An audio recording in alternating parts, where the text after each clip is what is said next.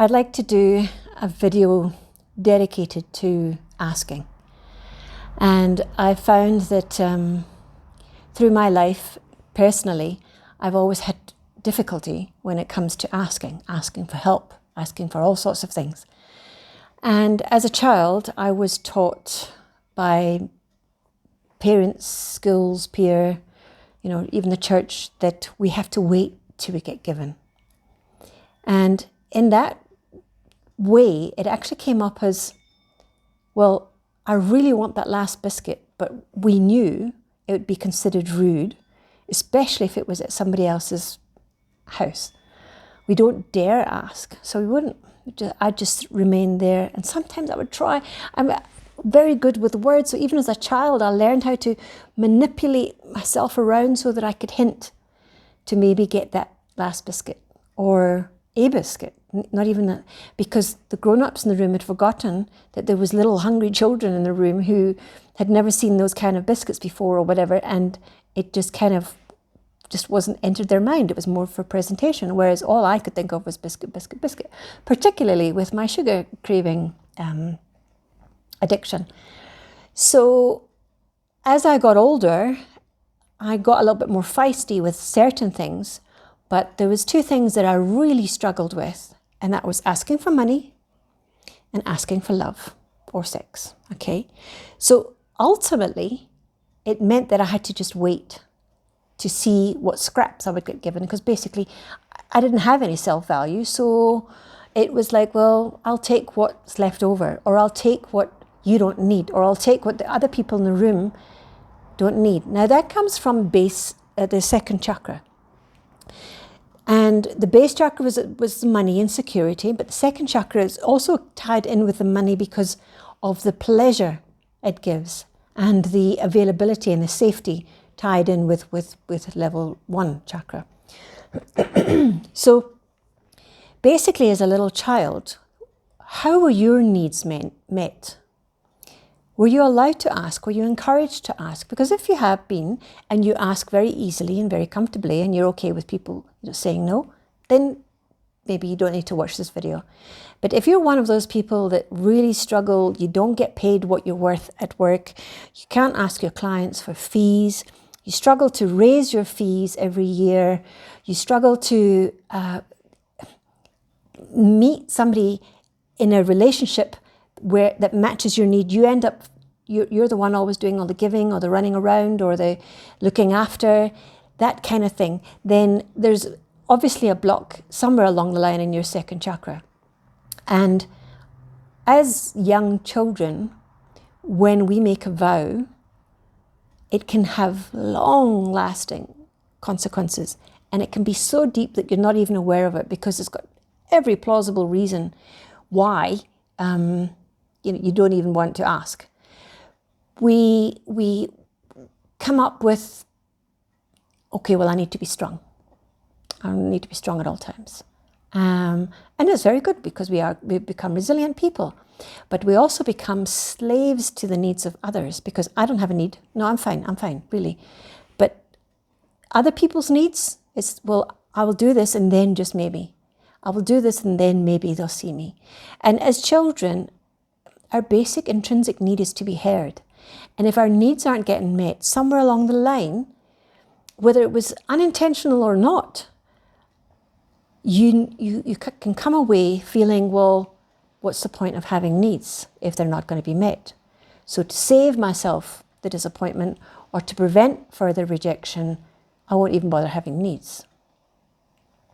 Now, when I heard this the first time, I was very resistant. And I've been playing with this asking business for about 15 years. I've been writing about it. I've been tapping on it, but kind of always avoiding like the real big things, because I can't ask people for money. Even doing this course, I can't ask people for money. So I'd like to do some tapping and maybe some doiletics as well, because I can feel my toes curling, and that's usually an indicator that there's something physically going on with me. So let's just do some basic vow tapping. Okay. Even though as a young child, I learned that it was not safe for me to have needs. My needs weren't met. And I'm not blaming my caregivers or my parents. Maybe they just couldn't at the time. But that little girl, that little child, came away believing that I don't need needs. I don't have any needs. There's no point in having any needs. I want to change that. Even though as a little girl, I realized I don't need to have needs. I'd rather be needed than have needs. And it's no longer working for me now. I deeply and completely love and accept myself. Even though it's not safe for me to have needs now. And I'm going according to a young child's promise. I want my body to know that together we can clear this up. It's not safe for me to have needs. I don't have needs. I don't need anything. I'm fine. I really am fine. I don't need anything. I don't want to have needs. It's not safe for me to have needs. What is the point in having any needs if they're not going to be met? What is the point of having needs? I'm a people pleaser. I love to please people, but I don't have any needs. I don't have any needs. It's not safe for me to have needs. It's not safe for me to have needs. And take a deep breath. And say the statement, it's not safe for me to have needs. Still, for me, it's still a little bit of resonance of truth. So I'm taking that. It doesn't come up as a physical feeling. And often when we have had these long-term vows, it's just, that's the truth. That's the matter of fact. So that might not come up as an anxiety, although my chest is getting tighter. So I'm not sure whether that's, well, I do. It's probably because of that. Okay, it's not safe for me to have needs. Still not safe for me to have needs. Still not safe for me to have needs. I made a vow. This vow I made, not to need anything, is still going through my body. I don't need people. I don't need anything. I don't need money. I don't even need to feel properly hungry. I don't need love. And I certainly don't need money. I've proved that time and time again. That's how strong I am. That's how strong my vow is. I love being a people pleaser. And I'm used to not having needs. I'm certainly used to having my needs unmet. It's not safe for me. But I want my body to know I'm now a grown-up, I think. It is now safe for me to change that vow. It served me as a child. And I don't need it to run to that program anymore. I want to have needs. I want my body to feel nourished, nurtured, loved, rewarded. It's safe for me to feel rewarded. It's safe for me to ask. Safe for me to ask. And then take a deep breath. It was interesting. I don't know if you saw it, but I noticed that when I said it's safe for me to ask, my body had a bit of a hesitancy. So because I thought I'd worked through all the emotional elements of that, I'm just going to do a little bit of dialectics on that. Again, just a reminder, the dialectics is going down the timeline and basically finding the possible lodge of this physical response in my body at a certain age. Okay, so I'm 53 and I have this dialectic. And then just to remind my body what it is, it's safe for me to have needs. Now I could feel it. I'm 50 and I have this dial. I'm 40 and I have this dial. Safe for me to have needs. I'm 30 and I have this dial. I'm 20 and I have this dial. Safe for me to have needs. It's a little bit thinner there, but I'll carry on because it's not clear. I'm 10 years old and I have this dial.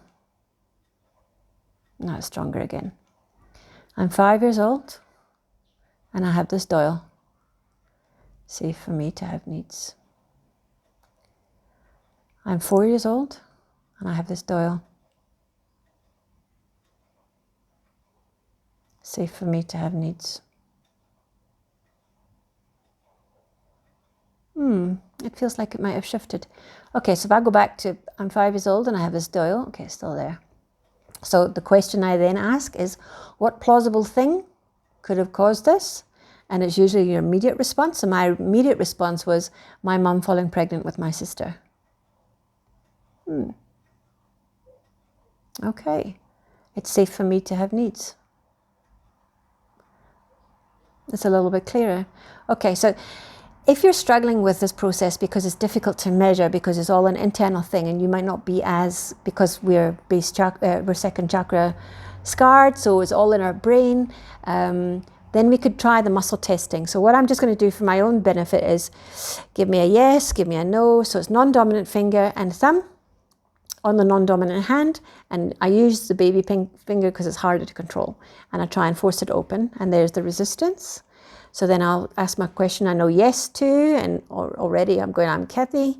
Ask myself a question that I know no to. I'm Fred. No. Okay. So is it safe for me to have needs? Oh, it's giving me a yes. Did it come up when mum fell pregnant? Yes. Okay. Do I need to clear that need thing anymore? No. Okay. So I'm going to take that because of for the sake of the video as a given. So when it comes to food, and how does it show up, and how does money show up, it's like, okay, so even though I've done that, it's safe for me to have needs, it might have different levels all over my psyche and my thinking and my thought pattern and my energy system. So I'm going to do some testing here. It's like, okay, it's safe for me to ask for money. I could feel my toes curling even before I finished the sentence. Okay, so I can do any number of the things, but I'm getting that I'm going to do some tapping. It's not safe for me to ask for money. It's still not safe for me to ask for money. It's still not safe for me to ask for money. I can't get what I deserve. Still not safe for me to ask for money. Still not safe for me to ask for money. Still not safe for me to ask for money. Still not safe for me to ask for money. Okay. Is it safe for me to ask for money? It's feeling a little bit clearer. Okay. Safe for me to ask for money. Okay, I'm going to do some temporal tapping. It's safe for me to ask for money. It's safe for me to ask my clients for money. It's safe for me to ask my clients for money. It's safe for me to charge my worth. Oh, that felt powerful saying that. It's safe for me to charge my worth. What exactly am I worth? Now, this is where I would start to ask my clients, what is it you're worth? And then start usually at a ridiculous number and work my way back. But I want to stick with basically the elements of self-worth. Okay, my self-worth is strong. Okay, that felt a little bit. Okay, so basically I want to go back to the power of asking. So if I have to ask for what I'm worth, what do I think I'm worth? And who can I ask? See, with the law of attraction and with all the spiritual work that's around on the planet, everywhere on the internet, there is this kind of discrepancy, because in the movie The Secret, which was made very popular in the early 2000s, I think, it was just a matter of saying, just name what you want and the universe will provide. And you see, my head was already shaking. But if you've made this vow in the second chakra where it's not safe for you to ask, first of all, you're going to be like me and struggle to ask all these years. And then when you do ask, you're expecting rejection. So the law of attraction is basically a simple thing for a magnet. It's like what a like attracts like. So your thoughts will attract more of the same energy. So if, for myself again, if I was feeling worth nothing, nothing is what I have been getting. And it's quite symbolic. In this month, I haven't had any earnings. I haven't had any income coming in. And I think, so even though my self-worth seems to have improved, the outside world is still reflecting, which is obviously still the dominant factor, which is going on in my body. So for me to change that is like, okay, let's start. My toes are curling, so obviously there's some resistance. Even though I'm really scared to try and figure out what I'm worth. Because what if I'm worth nothing? I'm going to stick with that because I'm worth nothing. It's safe for me to feel like I'm worth nothing. But I'm working on it. I'm worth nothing. I feel like I'm worth nothing. I feel like I'm worth nothing in money. I feel like I've got everything else, so I shouldn't need money. I feel like I'm worth nothing. I feel like I'm worth nothing. I feel like I'm worth nothing, and I felt a shift there. I feel like I want to start charging properly for my clients. I feel like the planet, so now what's happening is the anger's kicking in, which is often a sign. The planet owes me. The universe owes me. I've been saying I'm worth nothing for all these years, and that's exactly what I got. How silly have I been? I was going according to that young vow. It's my divine right to have everything, just because I'm breathing. And that felt a bit odd, and my toes were curling. It's my right to ask for what I'm worth. It's my right to own my birthright. It's my birthright. Why did I end up believing this vow for so long? I feel so silly for believing this vow for so long. Why can I not earn my worth? Why can the money not just flow to me? Why can the love just not flow to me? Why can I not be my desirable shape? I don't know. Maybe I'm that powerful that I've kept it all away. Maybe I am that powerful. So if I am that powerful, then the converse could be true. So is this pushing some of your buttons? I know that with some of the sex talk on the previous video that a lot of you were battling with being sexy and feeling sexy and owning that power. Now this is not an external thing. It's only, I'm now speaking to you, but I'm not going to go and say out loud, I am worth 3 million a year.